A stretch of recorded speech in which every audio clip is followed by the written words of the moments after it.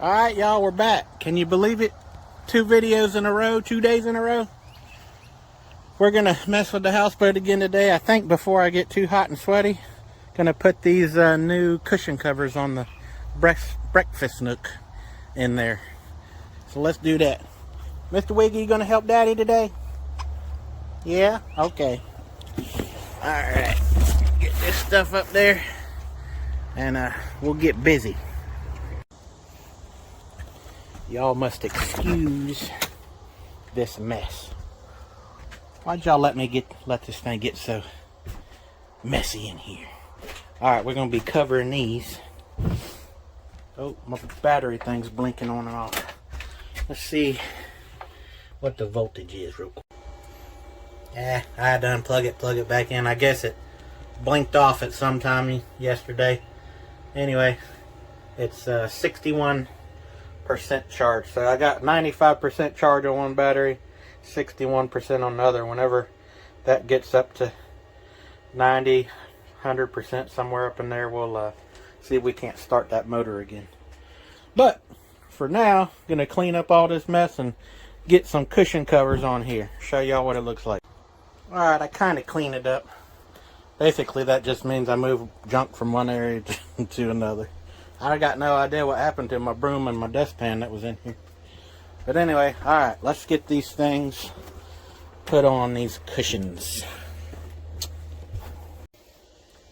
Alright, got all 4 of them laid out, and never in my life would I think these little zipper covers would need instructions, but apparently you're supposed to pull these. This is apparently a silk film. You're supposed to wrap the cushion somehow in this silk film, surround the cushion, use a shop vac, and it sucks the foam down to where you can insert it into the cushion. So I think I'm going to skip all that and just cram the cushion into the covers. Let's do that instead. Alright, here we go. Attempting this without silk film. Let's see if we can do this.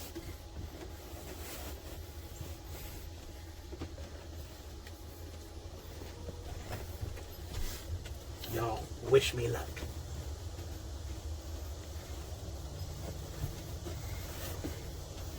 So far, so good.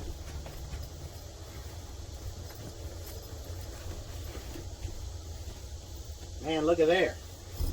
Almost got it whooped. Alright. Now if I could just get this zipper closed without busting the zipper. There we go.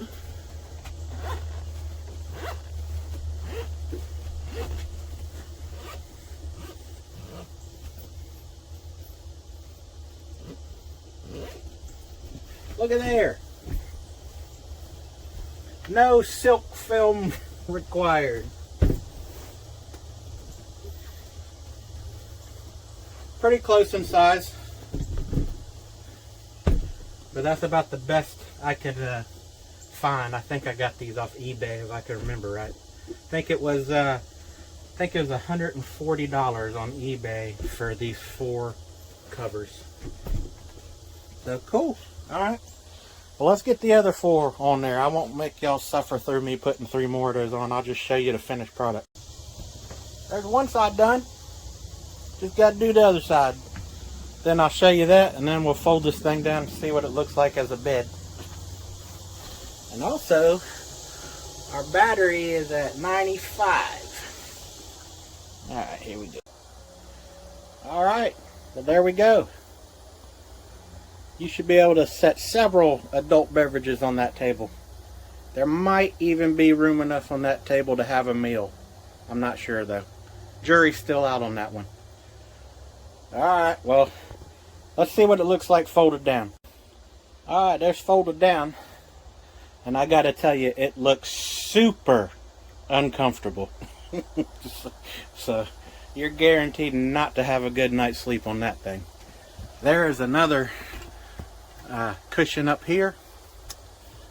that I guess maybe this was a kid's bunk bed or something up here. So I'm wondering about, maybe I can, yeah, look, it needs a cover too.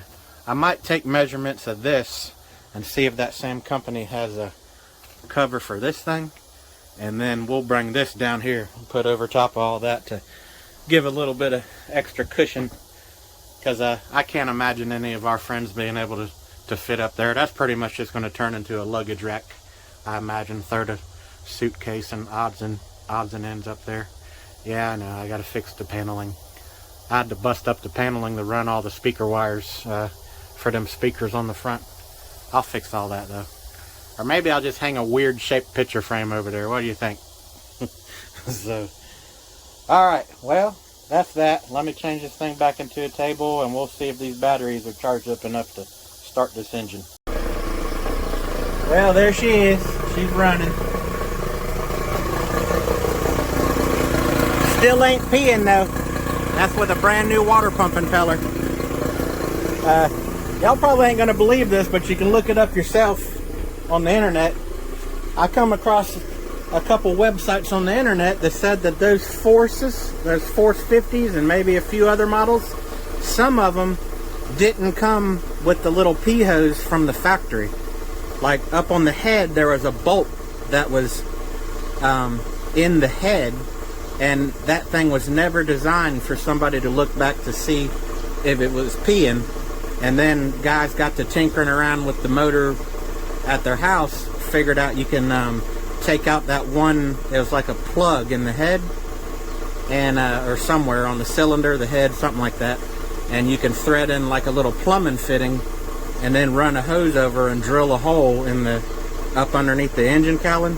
That way you can look back and see if your engine is peeing. And I never would have thought that somebody would design it not to pee from the factory, but apparently some of these Forces were that way. So I don't know what the deal is. I don't know if maybe it not peeing is not that big of a deal or what, but I'd like to look back and see that it's peeing. But it runs fine. Pull my little thing out. Push the gear in.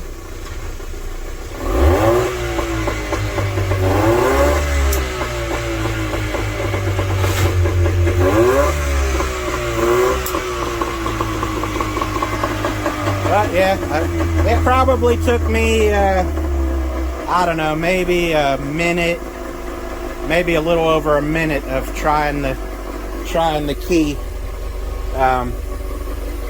You know, maybe for like 15 or 20 seconds at a time, then letting the starter cool for a few seconds, then turning it over for 15 or 20 seconds at a time, and probably after about a minute it popped off. So it was good to see it running though. Here, I'll show y'all how it pops off. Engine start, engine stop.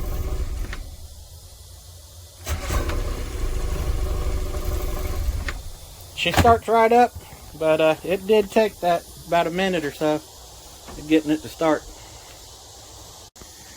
Alright, I think what I'm going to do now is I'm going to clean up all this stuff, and we're going to unhook the hose off the back of the engine, and we're going to take this thing over to Lake Alto, back it down the boat ramp, and make sure there ain't no bubbles coming up from the pontoon tubes. Like, hopefully I ain't got no holes in the tubes or anything.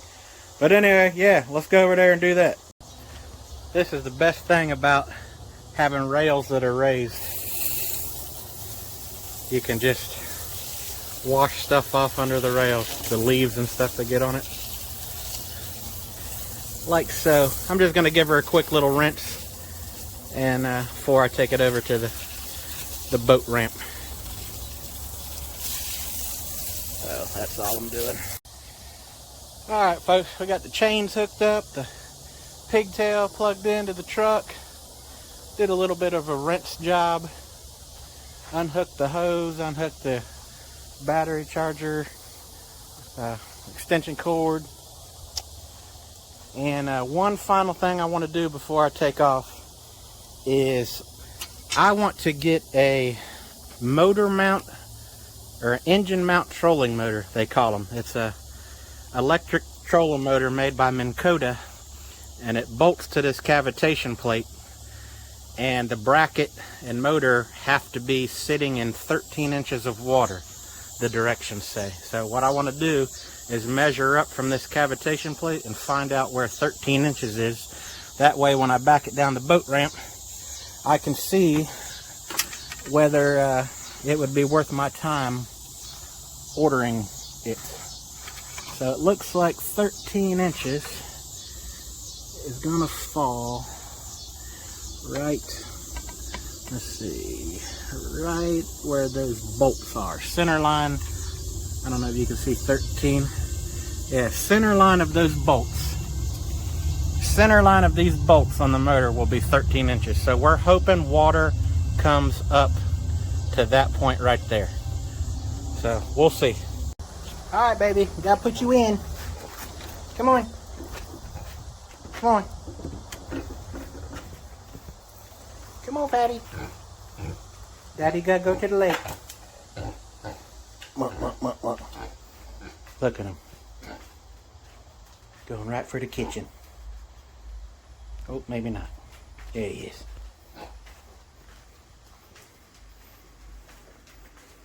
Look, I done put you some Cheerios down. Yeah. Alright, Daddy will be back. Alright, folks, let's go to this boat ramp.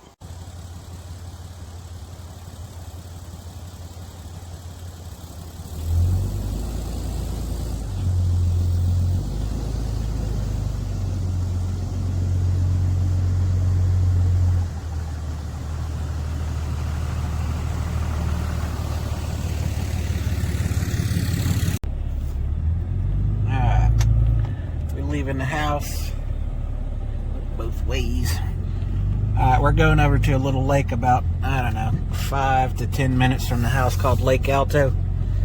It's typically not a very busy lake, but it is summertime down here in Florida and it is freaking hot down here. So there may be people at the lake today.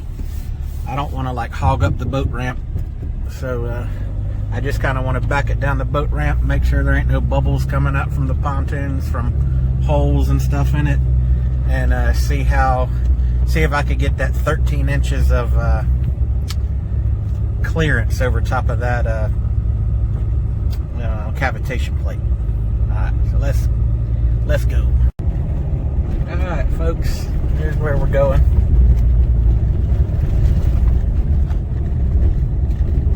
Lake Alto boat ramp.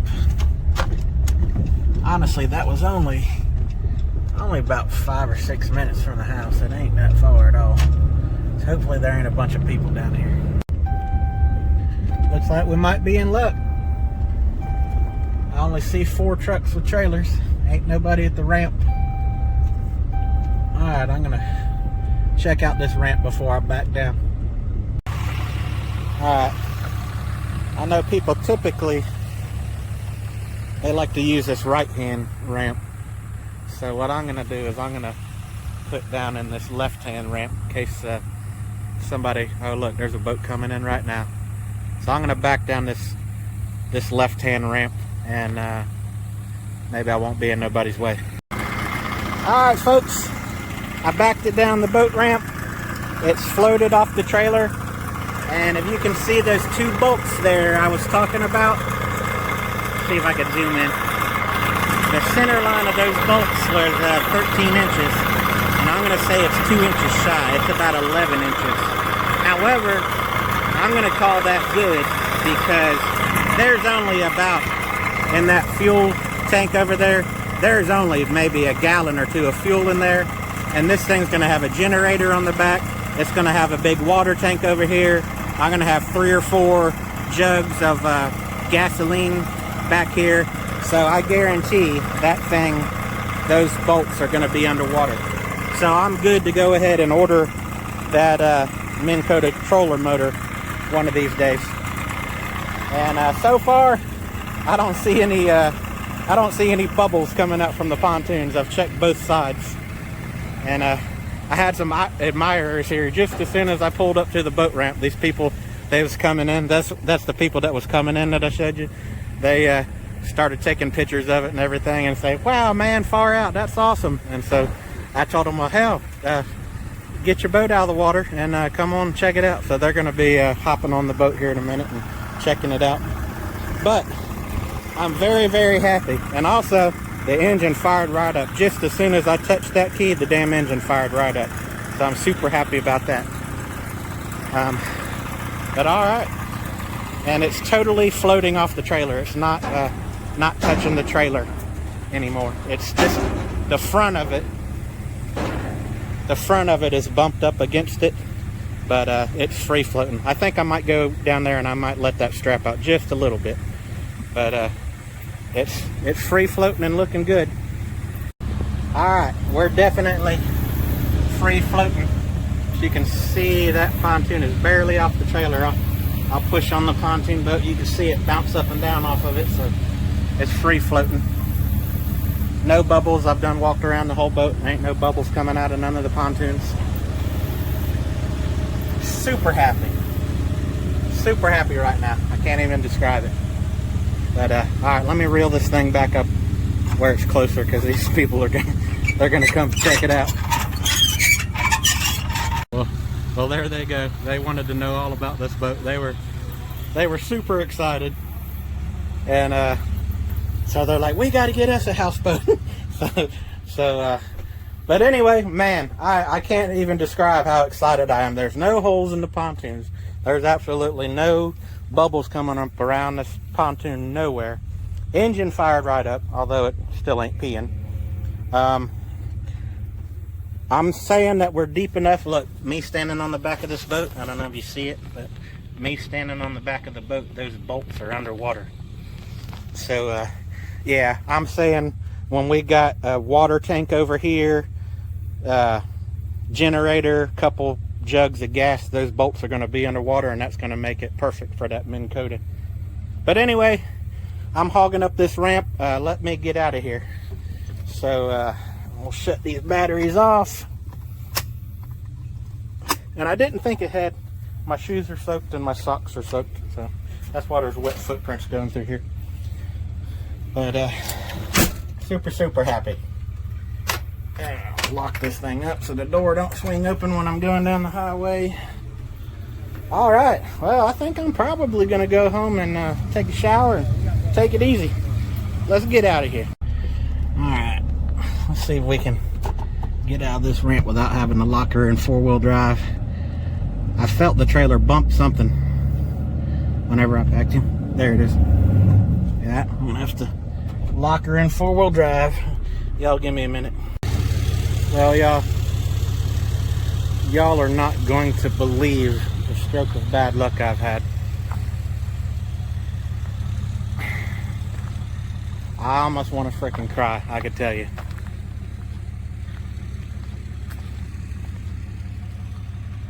Look at this.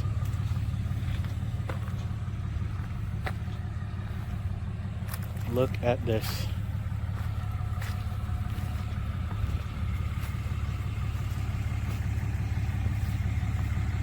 I want to freaking scream. I really do.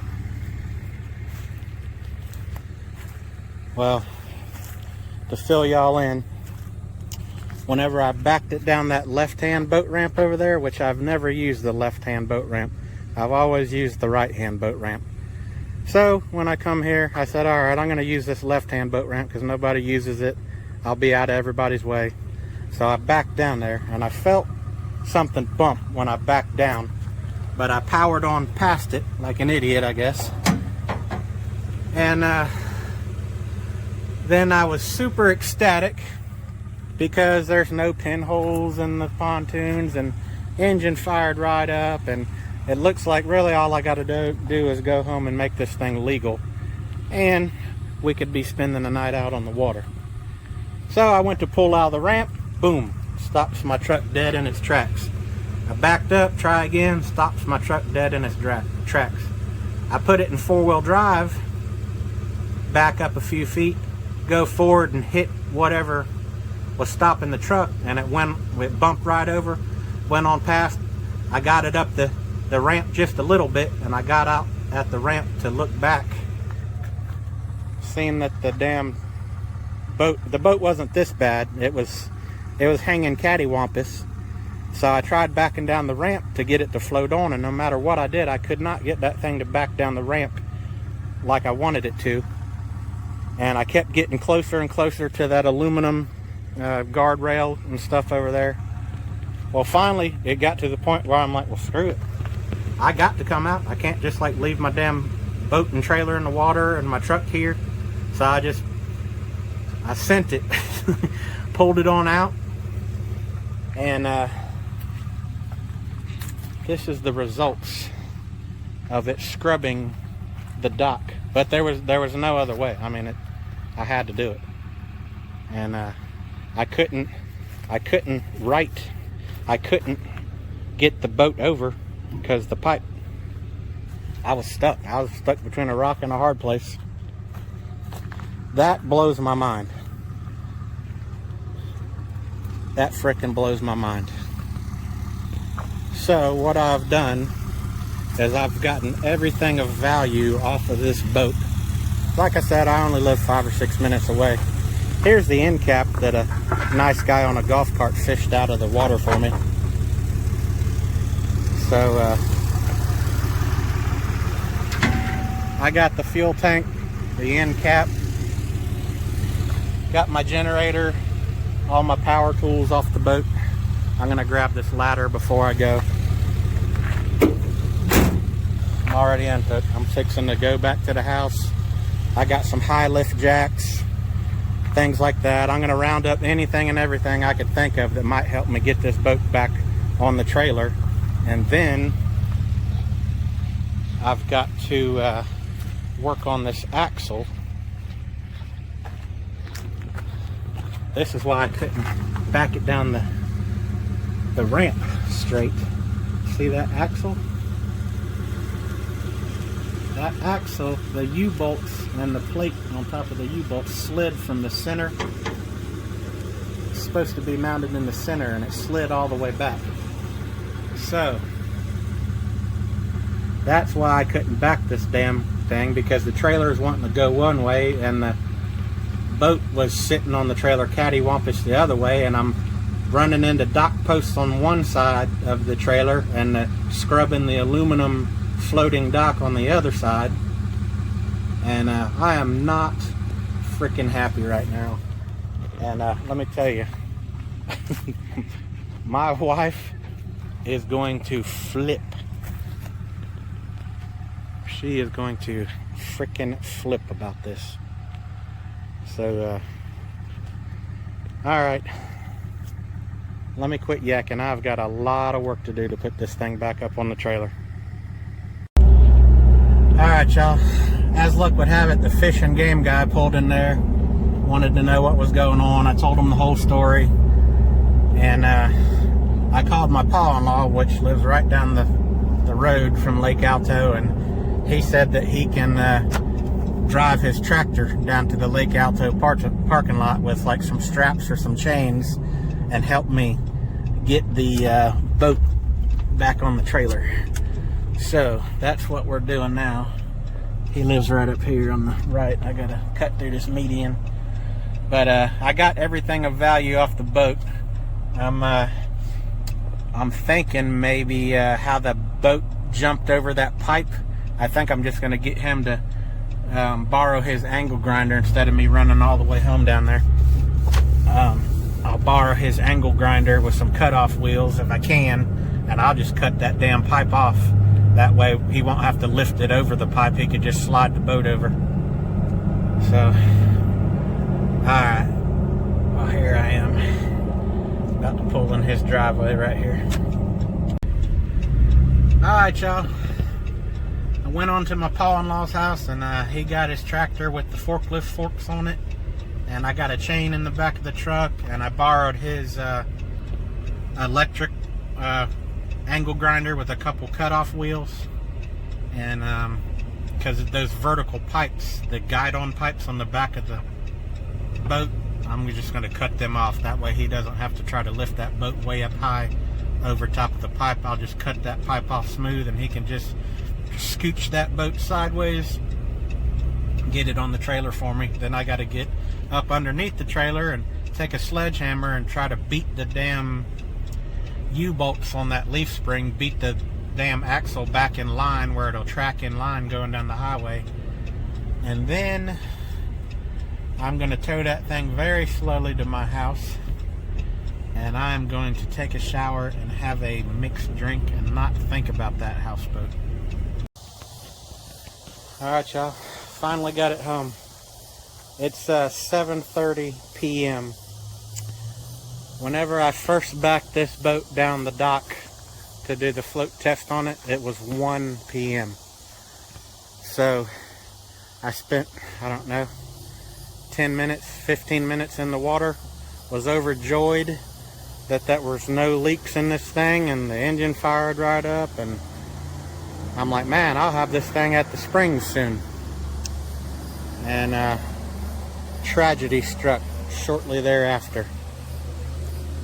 We've been trying to get this thing on this trailer for 6.5 hours, and that was using a high lift jack, a tractor, every block of wood I could think of to block this thing up to try to get it on the trailer. And after 6.5 hours, we got the damn thing on the trailer, got my mess cleaned up, and brought it home. And I am not happy. It's like I was like super happy because I knew I'd be bringing it out soon, and then freaking 15 minutes later this happened.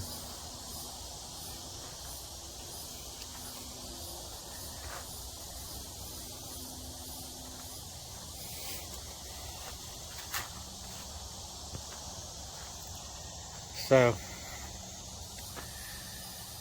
oh man, words can't really describe what I'm feeling right now.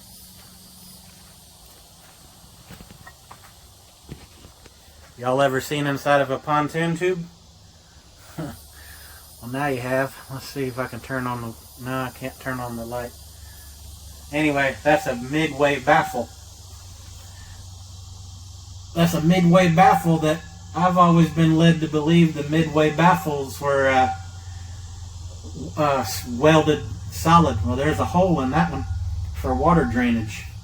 So I guess if the front part of the tube gets water in it, it'll drain through a hole at the bottom of that plate and drain back here to this back. So whenever somebody tells you that there's chambers welded in a pontoon tube, you can tell them no, there's not. Anyway, I'm sick to my freaking stomach.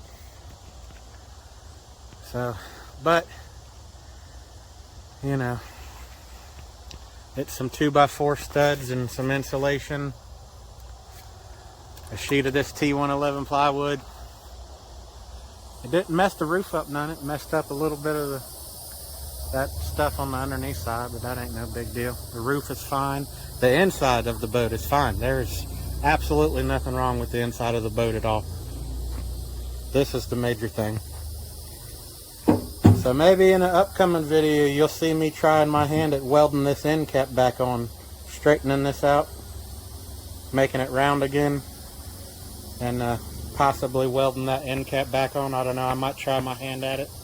I got an aluminum welder, and I've definitely welded aluminum stuff before, but I don't know if I can fix that. It might just be me having to buy pontoons. So, alright y'all, well, I actually got to unhook this truck from this boat and hook it to that boat, because we're striking out going to Salt Springs in the morning, Sunday morning. So I guess I got to do that. Anyway, I hate to sound so down in the dumps, and I appreciate y'all watching and all that. I hope y'all have a great weekend. Thank y'all for hanging in there with me. And it might be a while before I make a video on this thing. So, but appreciate it, y'all. Y'all be safe.